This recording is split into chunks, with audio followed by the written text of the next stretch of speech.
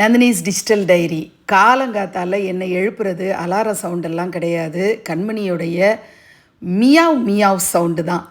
சூப்பராக எழுந்து வந்து எனர்ஜெட்டிக்காக இருக்கணும் அப்படின்னு வாசினியை பார்த்துட்டு கிச்சனுக்குள்ளே நுழைஞ்சா க்ளீனாக இருக்கும் கிச்சன். நைட் அப்படி செஞ்சுட்டு தான் தூங்க தோணும். பப்பாயா நம்ம வீட்லேயே மரத்துலேருந்து தானாகவே விழுந்துருச்சு. 2 விழுந்தது. ஒன்று சுலோச்சனாவுக்கு கொடுத்தாச்சு, இன்னொன்று அதை சூப்பராக கட் பண்ணி காலங்காத்தால் வாசினிக்கு கொடுத்துட்டேன். பப்பாயா மரத்தையும் உங்களுக்கு காட்டணும் இல்லையா, அதில் இன்னும் நிறைய காய் இருக்குது. ஒன்று ஒன்றா தானாக விழுது பழுத்து பழுத்து. அப்போ தான் நாங்கள் எடுத்து யூஸ் பண்ணுறோம்.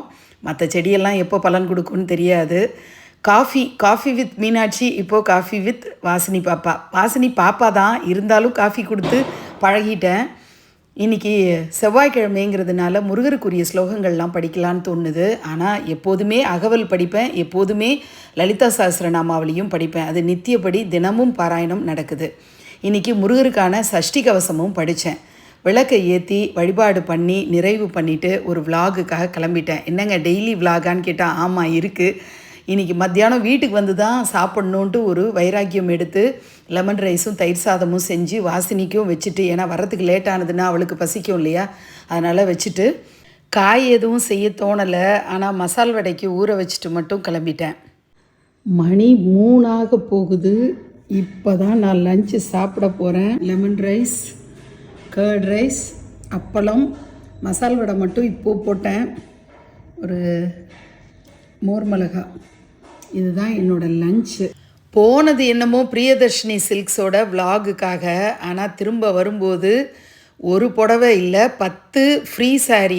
ஒரு சில்க் சாரீ வாங்கினா 10 ஃப்ரீ சாரீ உண்டு. நான் அந்த 10 புடவைக்கு ஆசைப்பட்டேனா இல்லை இந்த சில்க் சாரீக்கு ஆசைப்பட்டேனான்னு எனக்கு இப்போ வரைக்கும் தெரியல. நான் இந்த தடவை தீபாவளிக்கு ஒன்றும் வாங்கலைன்னு 100 பேர்கிட்ட குறைஞ்சபட்சம் சொல்லியிருப்பேன். ஏதாவது வாங்கி தொலையேன், ஏன் இப்படி சிம்பத்தி கிளைம் பண்ணிகிட்ருக்க அப்படின்னு சொல்லி வீட்டில் கேட்டுட்டாங்க. 10 சாரீஸோட இந்த ஒரு பட்டுப்புடவையும் எடுத்துக்கிட்டு நான் வீட்டுக்கு வந்து சேர்ந்தேன். கொஞ்சம் சந்தோஷமாக தான் இருந்தது. நான் அந்த சாரீ கட்டினா எப்படி இருக்குங்கிறத சாம்பிள் அந்த கடையில் வச்சு பார்த்ததை இந்த வீடியோவை பாருங்கள். இப்படி தான் இருக்கும். இந்த சாரீ எப்படி இருக்குது, நல்லா இருக்கா, என் செலெக்ஷன் எப்படி இருக்குது, கமெண்ட்டில் சொல்லுங்கள். எனக்கு என்னமோ பிடிச்சிருந்தது, தெரியல, ஒரே டைலமா. நான் வாங்கிட்டு வந்துட்டேன், எனக்கு கன்வின்சிங்காக இருக்குது. பட் எனக்கு நல்லா இருக்குமான்னு கமெண்ட்டில் சொல்லுங்கள்.